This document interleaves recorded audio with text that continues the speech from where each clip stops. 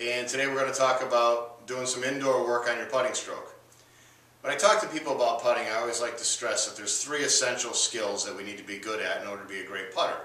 The first is starting the ball on line, and to some degree aiming properly has a lot to do with that. So starting the ball on line is number one, hitting the ball at the appropriate speed is number two, and accurately reading greens is number three. Indoors, it's a little bit difficult to work on speed, and unless you have a facility with green, an indoor green that has some break to it, pretty difficult to read greens indoors as well. But we can become very good at aiming and very good at starting the ball on line in the off season.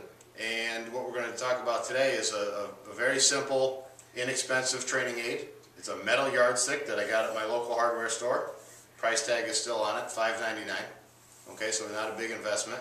And this is something that we can use on a daily basis, whether it's in season or out of season, to make sure that we're aiming the putter properly and to get some feedback if we're actually starting the ball on line.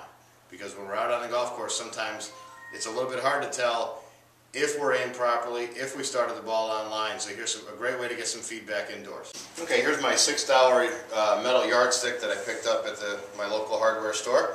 And it's a great device that we can use in the wintertime or all season long to work on our aim. Basically to train your eyes to see where the putter is aimed, which is something that we kind of take for granted, unfortunately. We think, okay, well, we look at something, we say, okay, that putter looks to be aimed at a spot on the green or at the hole that might be 10, 15, 30 feet away.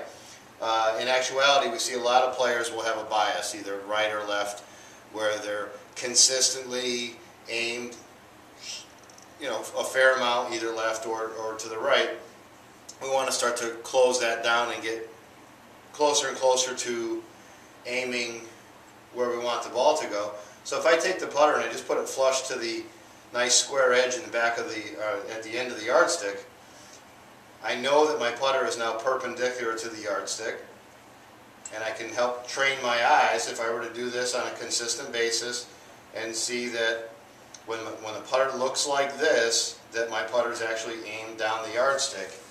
And when we're at home, if I put a ball at the end of it, now I can do two things. I can see that my putter is perpendicular to the ruler, and then I can hit some putts, keeping the ball on the yardstick for that first 3 feet, which is going to give us the ability now, when we're on the golf course, to start the ball on our intended line.